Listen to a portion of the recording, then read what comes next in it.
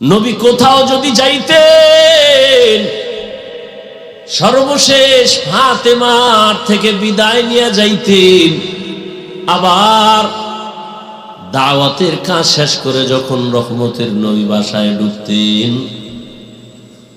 সবার আগে ফাতেমার ঘর দিয়া তারপরে নবী বাসায় যেতেন। একদিন নবী আসছে, তার নাতি হাসান হুসাইনের খবর নেই, ফাতেমার খবর নেই। আজ নবী ঘরের দরজায় সালাম দিছে, আসসালামু আলাইকুম ইয়া আহলাল বাইত। ঘরের থেকে কোনো আওয়াজ নাই, নীরব নিস্তব্ধ। ও পর্দার আড়ালের মা বোনেরা ভালো করে শুনেন, রহমতের নবী ফাতেমার বাড়ির দরওয়াজায় দাঁড়িয়ে সালাম দিতেছেন, কোনো জবাব নাই।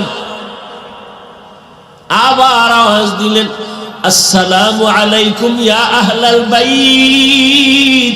ও ঘরওয়ালা, দরজা খোল। এখনো কোনো আওয়াজ নাই। মায়ার নবী আবার পেরেশান হয়ে গেলেন, নাকি আমার নাতিও মারা গেল, না আমার ফাতেমাও মারা গেল। আবার আওয়াজ দিলেন, আসসালামু আলাইকুম ইয়া আহলাল বাইত। ঘর থেকে আওয়াজ আসতেছে ফাতেমার কচি কণ্ঠ। রহমতের নবী, ঘরের মধ্যে চুপচাপ বসে আছি, দয়া করে আজ দেখা দিয়েন না, আপনার সামনে দাঁড়াবার মতো কোনো কাপড় আমার নাই। রহমতের নবী কান্না করেন। রহমতের নবী একটা চাদর দিয়ে কয়, মা চাদর পরে আসো।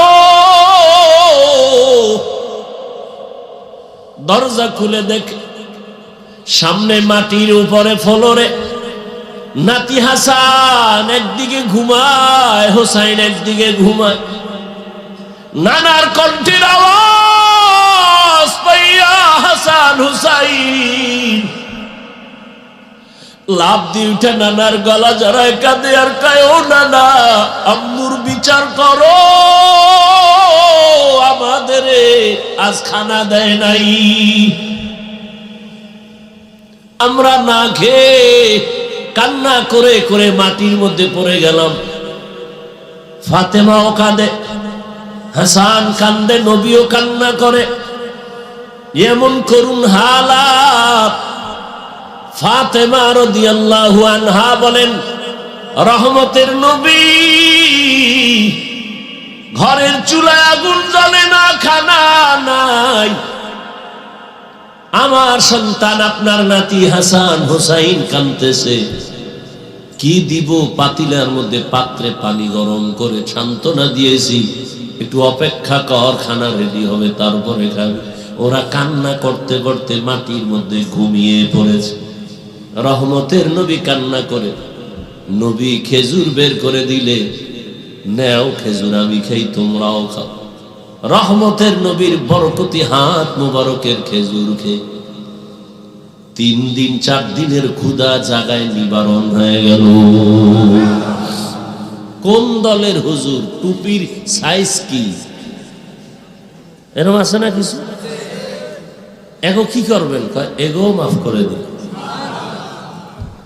কেন? কয় চিটা যেমন ধানের দামে বিক্রি হয়ে যায়, ঠিক যারা এখানে আল্লাহর মহব্বতে আসছে এরা ধানের সমতুল্য, যারা আসছে শুধু তামাশা দেখতে এরা চিটার সমতুল্য। তো দুনিয়াতে যদি একটা কি বলে যেটার দাম নাই, একটা চিটা, এটার যদি মূল্য থাকে ধানের সাথে এটার বিক্রি হয়, কেউ বলে না যে চিটা আলাদা করো, ধানগুলো আমাকে দাও, বলে না।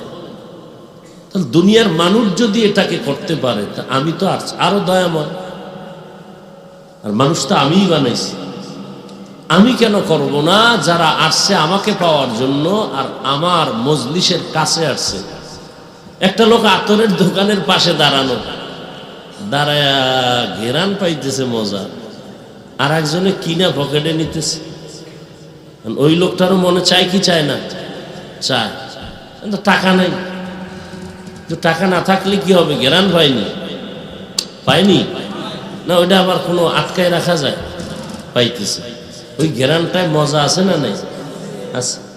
টাকা না থাকলেও, কিনতে না পারলেও তো ঘেরান পা। ঠিক যারা ময়দানের পাশে আসছে, ওয়াজ শুনতে আসে নাই, এরাও তো কিছুটা আল্লাহর মোহব্বতের ঘ্রাণ এখান থেকে পাবে। অতএব এদের বরকতে আল্লাহ ওদেরকেও মাফ করে দেবে। এত বড় মজলিসে আসিয়া বসার পরেও কি মোবাইলটা হাতে নেওয়ার মানে কি? আচ্ছা, 24 ঘন্টাই তো এই মোবাইল নিয়ে থাকেন। এই স্বামী, বউরে সময় দাও না বাবা, এই মোবাইল। বাবা সন্তানকে সময় দেয় না, মোবাইল। তো 24 ঘন্টাই তো বাথরুমে গিয়েও মোবাইল। আল্লাহ নিয়ে আসছেন বেহেশতের বাগানে, 2 ঘন্টা মোবাইল না চালাইলে কি হবে?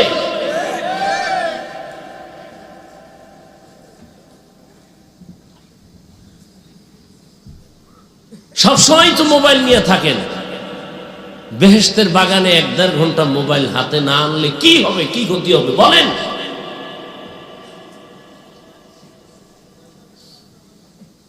না দেখাচ্ছেন আমি মোবাইলওয়ালা, তবে আমার দেখাইলে ক্ষতি হবে। বয়ানের পরে দেখবেন জিনেরা মোবাইল নিয়ে গেছে। বহু জিন এখানে আছে মোবাইল নেওয়ার জন্য। জিনেরা দেখা যায়, মোবাইল চোরেরও দেখা যায়। খালি কপালে হাত দিয়া মাইকলারা কইবে মোবাইল ঘোষণা দাও, আবার ওই স্টেজের তলে, জুতার তলে খুঁজে মোবাইল নিয়েছে, জিনের তলে খুঁজে মোবাইল। এখানে মোবাইল আছে, মোবাইল দেখাইন না।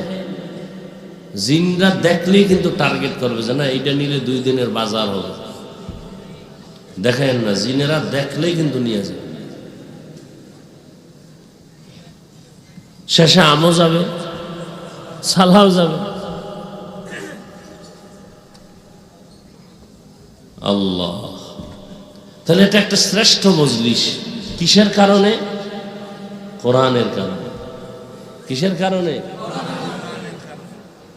সোহবতে সালে তোরা সালে কুনাত, সোহবতে তালে তোরা তালে কুনাতে জমানা, সোহবতে বা আউলিয়া বেহতেরাজ সদ সালা তাআত বেরিয়া।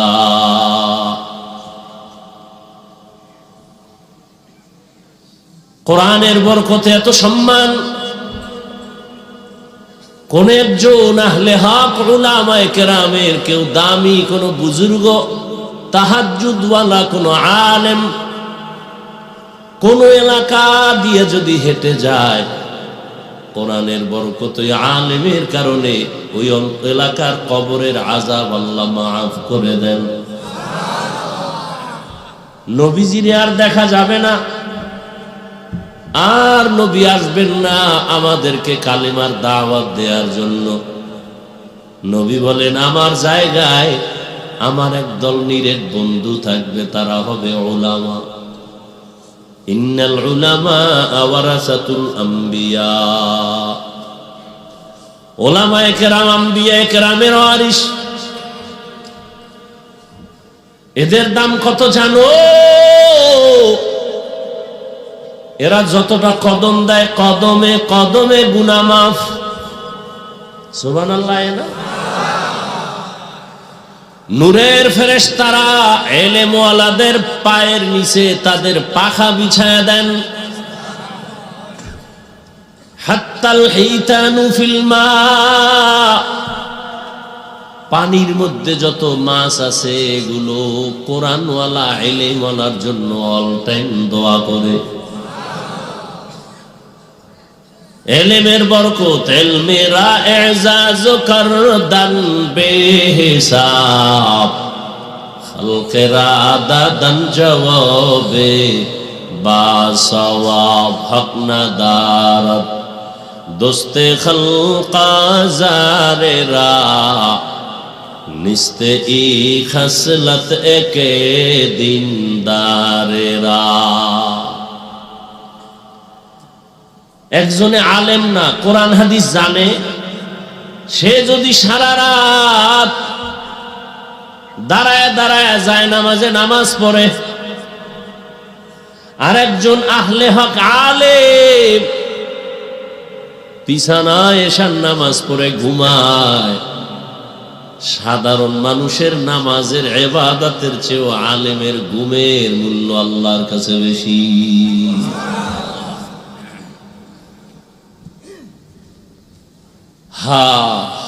কত মর্যাদা! কিয়ামত পর্যন্ত এই জাতিকে জান্নাতের পথ দেখাবে একমাত্র উলামায়ে আহলে হক। আর কোনদিনে জমিনে আবু বকর, ওমর, ওসমান, আলী আসবেন না। বড় বড় আউলিয়া আব্দুল কাদের জিলানী, খাজা মুঈনুদ্দিন চিশতি আজমিরি, ইমাম গাজ্জালী আর আসবেন না। ইমাম আবু হানিফা আসবেন না। ফাকিহুন ওয়াহিদুন, কি হাদিসটা কি? আসাদ্দু ফাকিহুন ওয়াহিদুন, একজন ফকিহ কোরআন হাদিস রিসার্চ করে মাসআলা বের করেন। আসাদ্দু আলা শাইতানি মিন আলফি আবেদ, 1000 আবেদ। কয় হাজার আবেদ? বুঝেন তো, খালি ইবাদত করে কিন্তু এলেম নাই। 1000 আবেদের থেকেও একজন ফকিহ আল্লাহর কাছে দাম।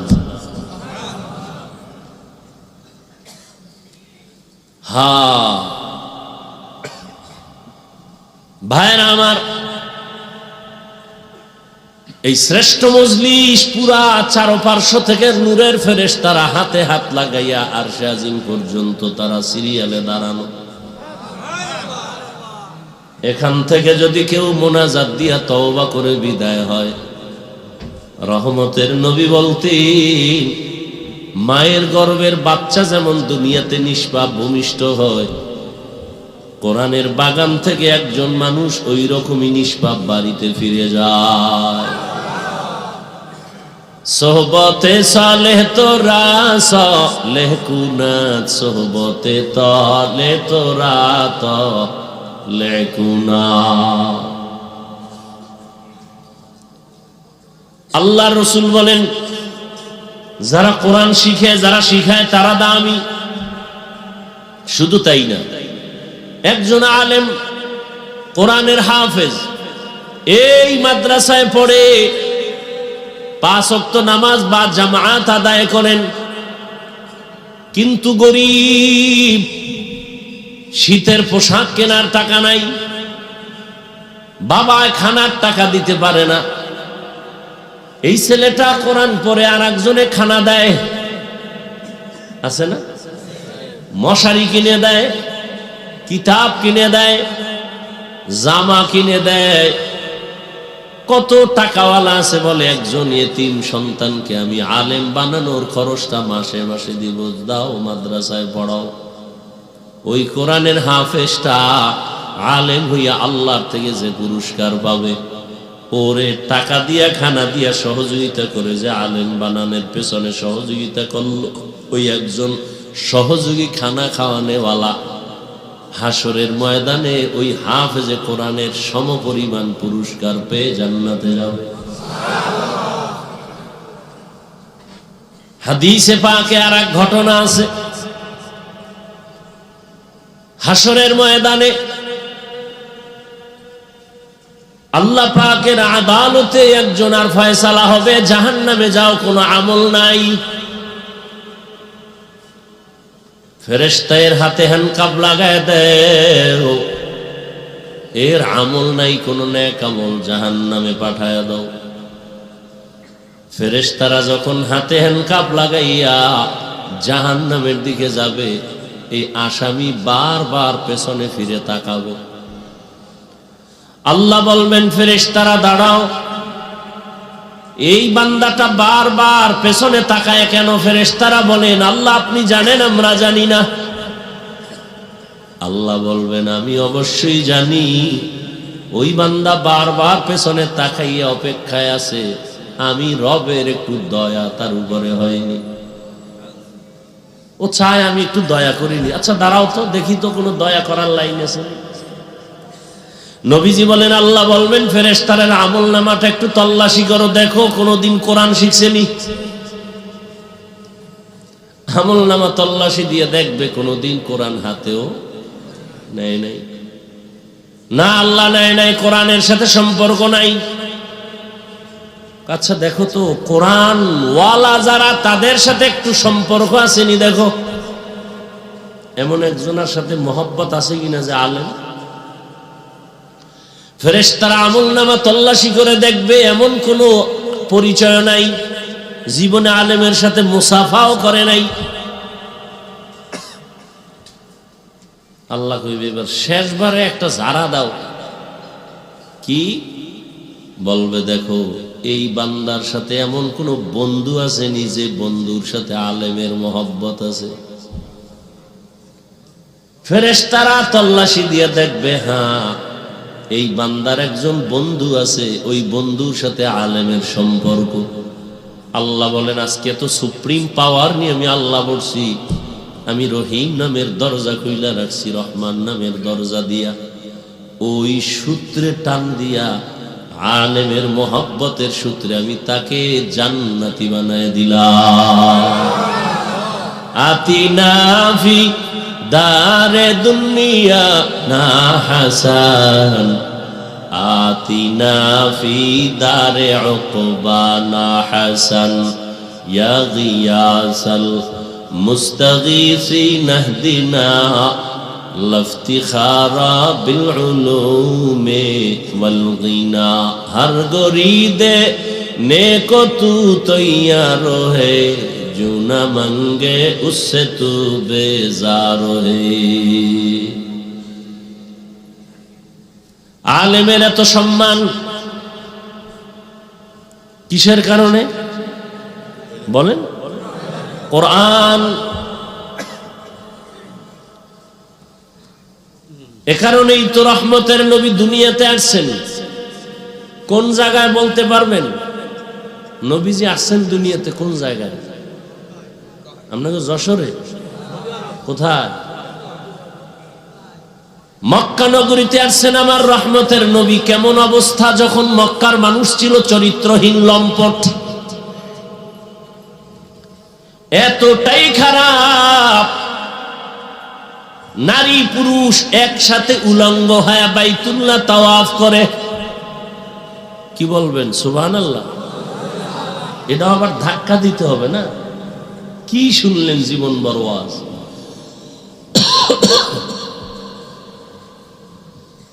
এতটাই খারাপ, ঘরে কোনো কন্যা সন্তান হলেই বাবার মাথা গরমের গলা টিপে মেরে ফেলে। নারী সমাজের বোঝা, নারী দেখতে পছন্দ লাগে না। কন্যা হলেই বাবার মাথা নত হয়ে যায়, সমাজে মুখ দেখাবো কেমনে। ছেলে হলে খুশি। বুঝেন কত খারাপ। ১৫০০ বছর পর আমার দেশের সমাজে এখনো কিছু কুলাঙ্গার আছে, মেয়ে হলে বেজার হয়। আসেনি? বউয়ের সাথে রাগ করে কথা বলে না। এই ফেতনির ঘরের ফেতনি সব মেয়ে দাও কেন? সন্তান কি বউ দেয়? কে দেয়? কেমন তার সেরা বোকা। সন্তান দেয়ার মালিক কে? না শাহজালাল? লিল্লাহি মুলকুস সামাওয়াতি ওয়াল আরদ ইয়াখলুকু মা ইয়াশাউ ইনাসাও ওয়া ইয়াহাবু লিমান ইয়াশাউ আয-যুকুর আও ইউযাওবিজুহুম যুকরানা ওয়া ইনাসা ওয়া ইয়াজআলু মান ইয়াশাউ আকিমা ইন্নাহু আলিমুন কাদির।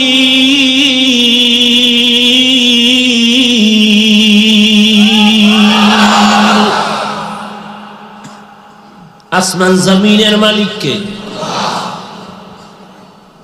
খালি মানুষের পাওয়ারের মালিক জনগণ, এটা আল্লাহর কাছে নাই। হ্যাঁ, যদি কেউ বলে সব ক্ষমতার মালিক জনগণ, কে সব ক্ষমতার মালিক? কে? আহা, أتعز من تشاء وتذل من تشاء بيدك الخير إنك على كل شيء قدير।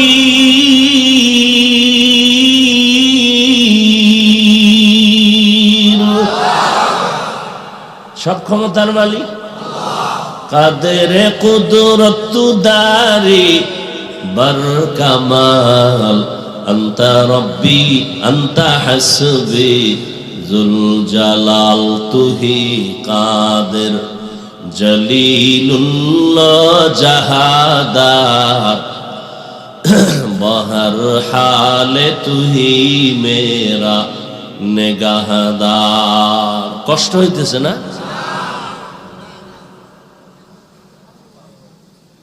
ভাই আপনার দাওয়াত, বলে আলহামদুলিল্লাহ। আপনার বাড়ি কয় নাউজুবিল্লাহ। জিন্দেগি মে বন্দগি তু করনা হে, জিন্দেগি মে বন্দগি তু করনা হে, जिंदगी बे बंदगी शर्मिंदा है, जिंदगी बे बंदगी शर्मिंदा है। दुनिया में हो दुनिया का तलबगार न हो,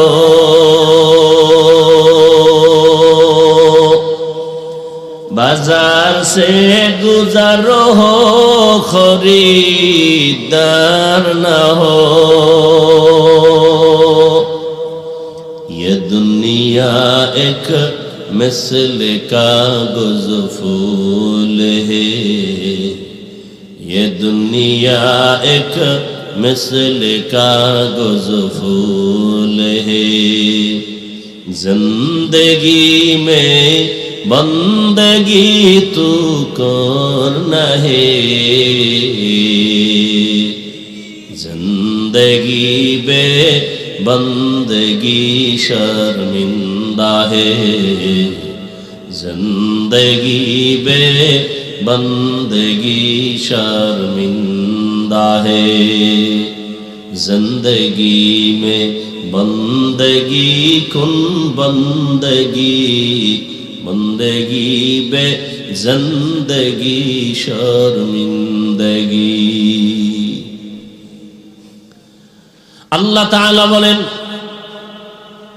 রহমতের নবীকে আমি হেদায়েতের বার্তা নিয়ে পাঠিয়ে দিলাম। মক্কার মানুষ এতটা খারাপ, কন্যা পছন্দ করে না, গলা টিপে মেরে ফেলে। কন্যা সমাজের বোঝা। অথচ আল্লাহ বলেন, সন্তান আমি দেই, কাউকে ছেলে দেই, কাউকে মেয়ে দেই, কাউকে দোনোটা দেই, কাউকে কোনোটাই দেই না। রহমতের নবী বলেন, আমার একটা ছেলেও নাই, আমি 4 কন্যার বাবা। ও দুনিয়ার কন্যাওয়ালার বাবারা, শুকর আদায় করিও। যদি একটা কন্যা পাও, শুকর আদায় করো, তুমি একটা জান্নাতের মালিক হয়ে গেছো। 2 কন্যা যদি পাও, শুকর আদায় করিও, তুমি 2 জান্নাতের মালিক। কন্যা হলে লাভ না ক্ষতি?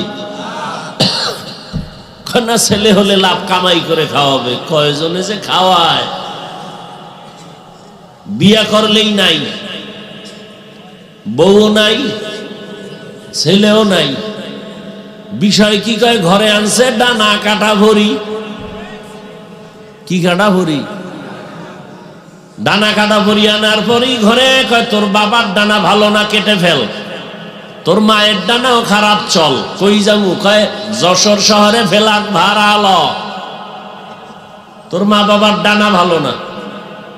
কিছুদিন ওখানে ঘুরে ফিরা এবার স্বামীরটা খাইয়া চুষে চুষে কয় এবার তোর ডানাও খারাপ, হিজরত করে গেলাম। আছে না নাই? ডানা কাটা বুড়ি,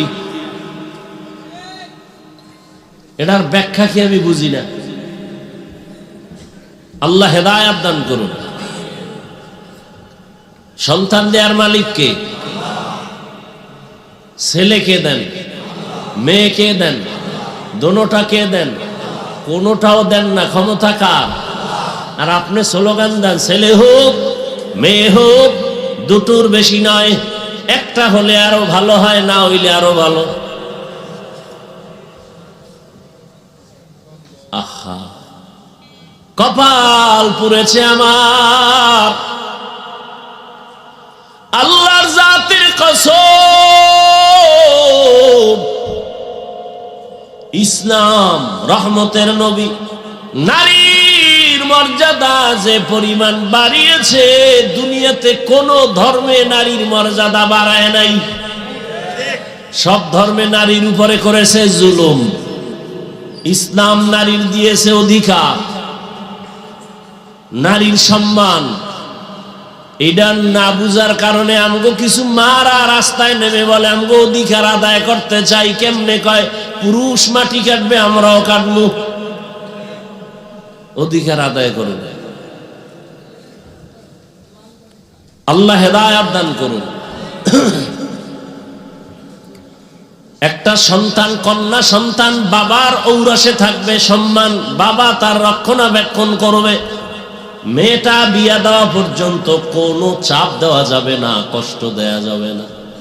স্বামীর ঘরে যাবে, স্বামী তার লালন পালনের ভরণ পোষণের দায়িত্ব নিবে, স্ত্রী কোথাও কষ্টের কাজ করবে না। আবার যখন বৃদ্ধা হয়ে যাবে, সন্তান মায়ের খেদমত করবে। আল্লাহর ইবাদতের পরে মায়ের খেদমত। ওয়া কাযা রাব্বুকা আল্লা তা'বুদু ইল্লা ইয়াহু ওয়া বিল ওয়ালিদাইনি ইহসানা। আল্লাহর ইবাদতের পরে মা বাবার সাথে ইহসান করো হে সন্তান। ধমক দিয়ে মা বাবার সাথে কথা বলবা না, এমন কোন আচরণ করবা না যে মা কষ্ট পেয়ে বলবে আহ বা উহ। আল্লাহ হেদায়েত দান করুন। এরে আমার কলিজার যুবক, মা বাবার দোয়া ছাড়া কসম আল্লাহর জীবন সফল কারো হবে না। তুমি জানো না ওই মা কত রাত ঘুমাতে পারে নাই, তোমাকে আমাকে ঘুম পাড়াইতে গিয়া নিজে ঘুমায় নাই। কি কষ্ট জীবনে মাকে দিয়েছো। মা বাবা শীতের দিন কষ্ট করেছে, তুমি জানো। কত বাবা ছিল গরিব, মনে চাই ইলিশ মাছ দিয়া খানা খাবে, টাকার অভাবে মাছ কিনতে পারে নাই। মা ফল খাবে, টাকা নাই, কিনতে পারে না। আজ টাকাওয়ালা সন্তান, তোমার ঘরে ফ্রিজে কত মাছ কত ফল, কিন্তু কি লাভ হবে? যারা আফসুস করেছে তারা সাদা কাপড়ের প্যাকেট হয়ে আছে। চাইলেও আর খাওয়াইতে পারবা? ওই মা বাবা যার বেঁচে আছে, এই রত্ন হারাইও না রে যুবক। ওই মা বাবার থেকে দোয়া নাও, কপাল খুলে যাবে। জাকির নায়ক একজন ডাক্তার, আর আমার দেশের তাসলিমা নাসরিনও একজন ডাক্তার। গোটা দুনিয়ার মানুষ জাকির নায়কের জন্য পাগল।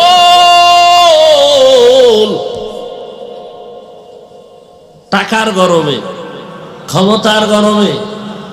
আর তাসলিমা নাসরিনের জন্য মানুষ ধিক্কার জানায়। ও মইরা গেল, ওর লাশটা বাংলাদেশে আসবে না। ভাইরা আমার, আল্লাহ তাআলা বলেন রহমতের নবীকে দুনিয়ায় যখন আমি পাঠাইলাম, মক্কার অবস্থা বড় খারাপ। এতটা করুণ এই মক্কার মানুষের চরিত্র, এত খারাপ। কন্যা সন্তান পছন্দ করে না। কন্যা হলে বাবা পাগল। কত বাবা আপন কন্যাটার গলা টিপে দুনিয়াতে পাথর চাপা দিয়া মেরে ফেলেছে। অথচ তাকায় দেখছেন, যার ঘরে ছেলে আছে মেয়ে আছে, খবর নিয়ে দেখেন একটা ছেলের অন্তরে যেই পরিমাণ বাবার প্রতি মায়া ভালোবাসা, এর থেকে শতগুণ মায়া একটা মেয়ের অন্তরের ভেতরে চলে। মা বাবা অসুস্থ হয়ে গেলে ছেলে বলে সুস্থ হয়ে যাবে, আর মেয়েটা যদি শ্বশুর বাড়ি থাকে পাগলের মতো কান্না করে, আমার আব্বার কি হালাত, পাগলের মতো দৌড়ায়, আমার আব্বা অসুস্থ, ঘরে থাকতে চায় না, পাগলের মতো হয়ে যায়। রহমতের নবী বলেন, আমিও 4 কন্যার বাবা, আমার কন্যার কথা যখন মনে পড়ে সহ্য করতে পারি না। আমার কনিষ্ঠ কন্যা ফাতেমা, নবী কোথাও যদি যাইতেন, সর্বশেষ ফাতেমার থেকে বিদায় নিয়ে যাইতেন। আবার দাওয়াতের কাজ শেষ করে যখন রহমতের নবী বাসায় ঢুকতেন, সবার আগে ফাতেমার ঘর দিয়া তারপরে নবী বাসায় যেতেন। একদিন নবী আসছে, তার নাতি হাসান হুসাইনের খবর নেই, ফাতেমার খবর নেই। আজ নবী ঘরের দরজায় সালাম দিছে, আসসালামু আলাইকুম ইয়া আহলাল বাইত। ঘরের থেকে কোনো আওয়াজ নাই, নীরব নিস্তব্ধ। ও পর্দার আড়ালের মা বোনেরা, ভালো করে শুনেন,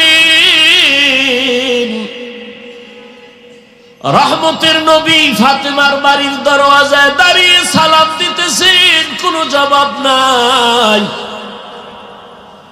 আবার আওয়াজ দিলেন, আসসালামু আলাইকুম ইয়া আহলাল বাইত। ও ঘরওয়ালা, দরজা খোল। এখনো কোনো আওয়াজ নাই। মায়ার নবী আবার পেরেশান হয়ে গেলেন, নাকি আমার নাতিও মারা গেল না, আমার ফাতেমাও মারা গেল। আবার আওয়াজ দিলেন, আসসালামু আলাইকুম ইয়া আহলাল বাইত। ঘর থেকে আওয়াজ আসতেছে ফাতেমার কচি কণ্ঠে। রহমতের নবী, ঘরের মধ্যে চুপচাপ বসে আছি, দয়া করে আজ দেখা দিয়েন না, আপনার সামনে দাঁড়াবার মতো কোনো কাপড় আমার নাই। রহমতের নবী কান্না করেন। রহমতের নবী একটা চাদর দিয়ে কয়, মা চাদর পরে আসো। দরজা খুলে দেখে সামনে মাটির উপরে ফ্লোরে নাতি হাসান একদিকে ঘুমায়, হোসাইন একদিকে ঘুমায়। নানার কণ্ঠের আওয়াজ পাইয়া হাসান হুসাইন লাভ দিয়ে উঠে নানার গলা জড়ায় কাঁদে আর কয়, ও নানা, আম্মুর বিচার করো, আমাদের আজ খানা দেয় নাই, আমরা না খেয়ে কান্না করে করে মাটির মধ্যে পড়ে গেলাম। ফাতেমাও কাঁদে, হাসান কান্দে, নবীও কান্না করে। এমন করুণ হালাত। ফাতেমা রাদিয়াল্লাহু আনহা বলেন, রহমতের নবী, ঘরের চুলায় আগুন জ্বলে না, খানা নাই, আমার সন্তান আপনার নাতি হাসান হুসাইন কাঁদতেছে, কি দিব পাতিলার মধ্যে পাত্রে পানি গরম করে সান্ত্বনা দিয়েছি, একটু অপেক্ষা কর, খানা রেডি হবে তারপরে খাবে। ওরা কান্না করতে করতে মাটির মধ্যে ঘুমিয়ে পড়েছে। রহমতের নবী কান্না করে, নবী খেজুর বের করে দিলে, নেও খেজুর, আমি খাই তোমরাও খাও। রহমতের নবীর বরকতি হাত মুবারকের খেজুর খেয়ে 3 দিন 4 দিনের ক্ষুধা জাগায় নিবারণ হয়ে গেল।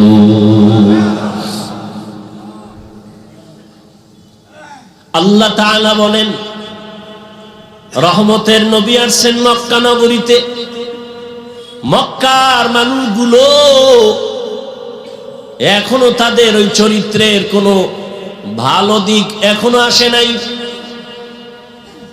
নবীও কাউকে কালেমার কথা বলেন না, নামাজের কথা, রোজার কথা বলেন না। সর্বশেষ আল্লাহ তাআলা কোরআন দিলেন। 40 বছরের পরে রহমতের নবী কোরআন পেয়ে দাওয়াতের কাজ শুরু করেন, আর মানুষকে বলে এক আল্লাহর ইবাদত করো, আল্লাহর কাছে মাথা নত করো, ইবাদত করো, মূর্তি পূজা ছেড়ে দাও। কিছুদিন পরে রহমতের নবী আবার বলে রহমানের ইবাদত করো। মুশরিক বেঈমানেরা কয়, ও আব্দুল্লাহর সন্তান, এতদিন তুমি এক আল্লাহর কথা বলেছো, আজ আবার তুমি রহমানের কথা বলো। বলো তোমার আল্লাহ একজন নাকি 2 জন? নবী বলেন একজন। তো বলো আবার আলাদা রহমানের কথা বললা, মানির রহমান, বলো রহমানকে। নবী বলেন অপেক্ষা করো, জবাব দিব। দয়াময় আল্লাহ রহমান কে? এই কথার জবাবে আর রহমান সূরা নিয়ে কয়, জিবরাইল যাও রহমতের নবীর কাছে এই আয়াতগুলো জানায় দাও, আমি রহমানকে পরিচয় দিয়া দাও। আর রহমান আল্লামাল কুরআন খালাকাল ইনসান আল্লামাহুল বায়ান। রহমান হলেন তিনি, কোরআন শিক্ষা দিলেন যিনি। রহমান হলেন তিনি, মানুষ সৃষ্টি করলেন যিনি। এখানে বুঝার ব্যাপার।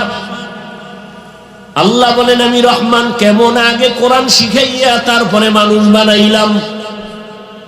অথচ বাস্তবে দেখি তার উল্টা। আল্লাহ আগে আমাদের সৃষ্টি করেছেন, তারপরে আমরা বড় হয়ে কোরআন শিখেছি। এটাই তো বাস্তব। আমরা কি আগে কোরআন শিখছি? কিন্তু আল্লাহ কি বলেন? আর রহমান আল্লামাল কুরআন খালাকাল ইনসান আল্লামাহুল বায়ান। আমি এমন রহমান, আগে কোরআন শিখাইয়া পরে তোমাদের মানুষ বানাইছি। আল্লাহর কথাই ঠিক, আমাদের বুঝের অভাব। মুফাসসিরিনে কেরাম বলেন, আল্লাহ কেন বললেন আগে কোরআন শিখাইলাম পরে মানুষ সৃষ্টি করলাম? তার কারণ হলো আল্লাহর আদালতে সব মানুষ জান্নাত পাবে না। বলে তাহলে কোন মানুষ পাবে? বলে দুনিয়াতে মানুষ আবার কয়েক ভাগে ভাগ করে। একদল বংশগত মানুষ, আর একদল জন্মগত মানুষ, আর একদল হলো গুণের মানুষ, গুণগত মানুষ। আল্লাহর কাছে বংশ পরিচয়ের মানুষটা জান্নাত পাবে না, জন্মের পরিচয়ের মানুষটা জান্নাত পাবে না, একমাত্র গুণের মানুষ জান্নাত পাবে। এবার বুঝার চেষ্টা করি গুণের মানুষ কাকে বলা হয়। আদম নবী আমাদের বংশদাতা বাবা, তার বংশে আমরা আসছি, আমরা বংশগত মানুষ। এই পরিচয়ে জান্নাত পাওয়া যাবে না, কারণ আদমের বংশে জন্ম নিলেই যদি জান্নাত পায় তো হিন্দুরাও পাবে, বৌদ্ধরাও পাবে, ইহুদিরাও পাবে। এই পরিচয় হবে না। আমার বাবার ঔরসে আমার জন্ম, আমি জন্মসূত্রে সন্তান, এই পরিচয়ে জান্নাত পাওয়া যাবে না। একমাত্র গুণগত মানুষগুলো জান্নাত পাবে। গুণের মানুষ বুঝার জন্য একটা মূলনীতি মনে রাখবেন, দুনিয়াতে যত বস্তু বানায়, বানানেওয়ালারা এমনি বানায় না কোনো কাজের জন্য। যেমন আমি মাউথ নিয়ে কথা বলি, মেশিনে টাইনা হরেন থেকে কথাটা অনেক দূরে ভাষায় দিতেছে। এক কথায় মাইকওয়ালা মাইক যখন বানাইছে কি কাজের জন্য? বলে আওয়াজটা দূরে নেওয়ার জন্য। কথা ঠিক না? আজীবন মনে রাখবেন, যেই বস্তুটা যেই কাজের জন্য বানায় ওই কাজটাই হলো ওই বস্তুর গুণ। বলেন তো মাইকের গুণ কি? আওয়াজ দেওয়া। বাতিওয়ালা বাতি বানাইছে কেন? আলো দেওয়ার জন্য। তাহলে বাতির গুণ কি? আলো দেওয়া। পাখাওয়ালা পাখা বানায় কেন? বাতাস দেওয়ার জন্য। পাখার গুণ কি? বাতাস দেয়া। মাইক যদি আওয়াজ না দেয় বলবে এটাকে ভেঙ্গে ফেলে দাও, এটা গুণের মাইক না। বাতি যদি আলো না দেয় বলবে এটা ফেলে দাও, এটা গুণের বাতি না। এবার আমাকে জবাব দেন, দয়াময় রব্বুল আলামিন মানুষ কেন বানাইছেন? কি বিড়ি টানার জন্য? আলেমরে গালি দেওয়ার জন্য? মা বাবার সাথে বেয়াদবি করার জন্য? কেন বানাইছেন? ওয়ামা খালাকতুল জিন্না ওয়াল ইনসা ইল্লা লিয়াবুদুন।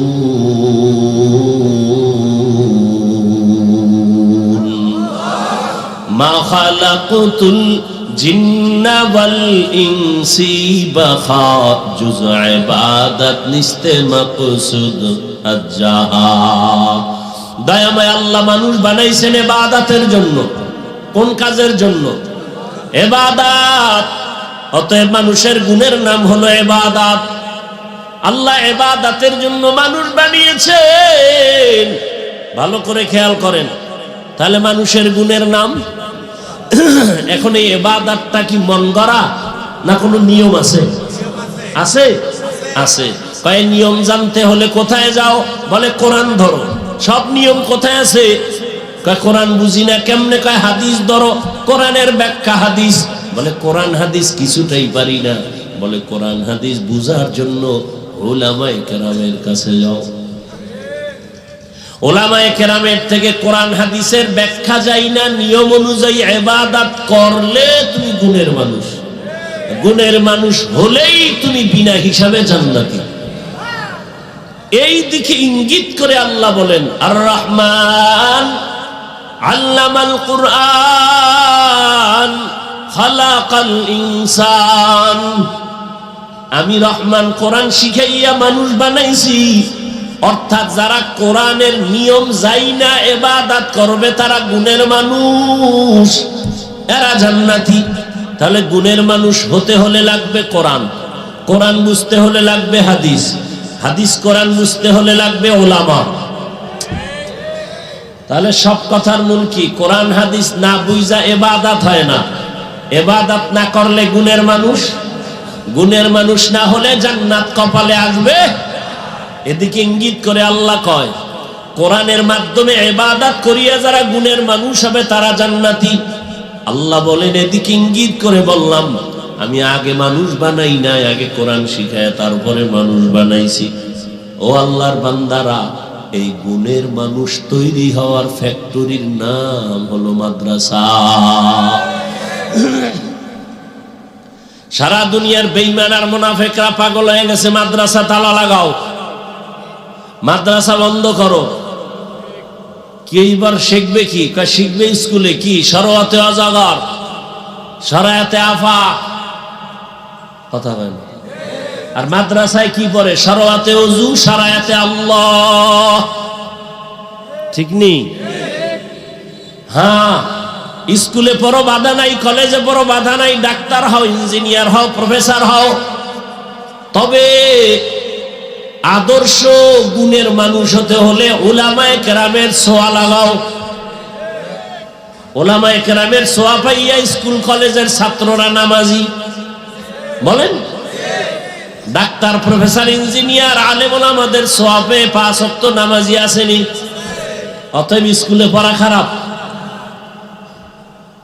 কত যুবক রাস্তায় গাড়ি চালায়, নামাজ পড়ে নাই? নদীর মধ্যে মাছ ধরে নামাজ পড়ে, কৃষি কাজ করে নামাজ পড়ে, র্যাব, আর্মি, পুলিশ, বিডিআরের চাকরি করে নামাজ পড়ে।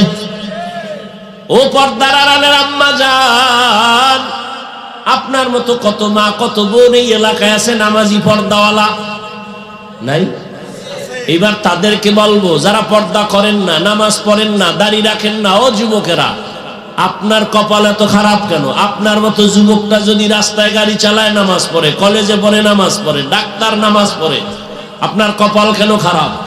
ও মা, আপনার মতো মা যদি নামাজ পড়তে পারে, আপনি কেন বেপরদায় রাস্তায় ঘুরেন, মার্কেটে দৌড়ান? এখনো সময় আছে, গুণের মানুষ হইয়া কবরে যান, সন্তানটাকে কোরআন পড়ায়া আদর্শ ডাক্তার বানায়া দেন। ও যুবক, মা বাবার দোয়া নিয়ে ডাক্তার হও, জীবন ডাক্তার জাকির নায়েকের মতো হবে। আর যদি বেয়াদবি করো মা বাবার সাথে, আলেমদের সাথে, শিক্ষকের সাথে, তাসলিমার পরিণাম ফল হবে। এখনো সময় আছে, তওবা করো, মনে মনে আল্লাহকে বলো, আর নামাজ ছাড়বা না, দাড়ি কাটবা না, বেপরদায় চলবা না, মা বাবার দোয়া, শিক্ষকের দোয়া, উলামায়ে কেরামের দোয়া নিয়ে চলবা, নবীর আদর্শ মেনে চলবা। মা বোনেরাও তওবা করেন, আর বেপরদায় চলবেন না। সন্তানটাকে কোরআনওয়ালা বানাবেন, ডাক্তার ইঞ্জিনিয়ার বানাবেন, পর্দা করবেন, স্বামীর মাল হেফাজত করবেন। মুরব্বীরাও তওবা করেন, আর নামাজ ছাড়বেন না, বেপরদায় চলবেন না। সন্তানটাকে আদর্শ ইঞ্জিনিয়ার, প্রফেসর, ডাক্তার বানাবেন। তওবা করার মতো যদি অন্তর থাকে, মুনাফিকি না থাকে, খাঁটি তওবার নিয়তে দুটো হাত আল্লাহকে দেখায় দেই। আয় আল্লাহ, হাতগুলো কবুল করে নেন, তওবা কবুল করে নেন, তওবার উপরে মজবুত হয়ে চলার তৌফিক দান করেন, আমিন। আলহামদুলিল্লাহি রাব্বিল আলামিন।